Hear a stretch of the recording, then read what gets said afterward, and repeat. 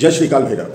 জ্যোতিষশাস্ত্রে প্রতিকারের উল্লেখ আছে। প্রতিকার আমরা কেন করি? প্রতিকার করি এই কারণে কি যাতে আমাদের গ্রহ পীড়া বা আমাদের অসুবিধে যেগুলো আছে সেগুলো যাতে দূর হয় বা কমে যায়। এর সাথে সাথে প্রতিকারের প্রয়োজন আছে আমাদের নিজেদের বৃদ্ধির জন্যে, নিজেদের ভালো থাকার জন্যে, সমৃদ্ধির জন্যে।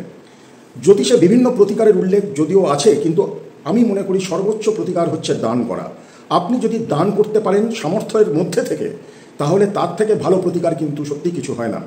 এরকমই একটা দানের প্রতিকার আজকে আপনাদের শেয়ার করছি, যেটা করলে আপনারা সমৃদ্ধিশালী হবেন এবং দেখবেন অনেক বাধা আপনাদের কেটে যাচ্ছে।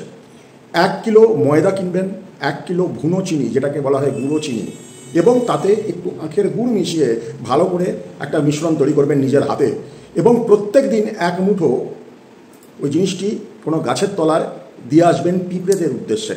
এই প্রতিকার করলে আপনারা শুধুমাত্র রাহু গ্রহকে ঠিক করবেন তা না, সঙ্গে সঙ্গে নবগ্রহর আশীষ আপনারা কিন্তু পাবেন। ধন্যবাদ। জয় শ্রীকাল।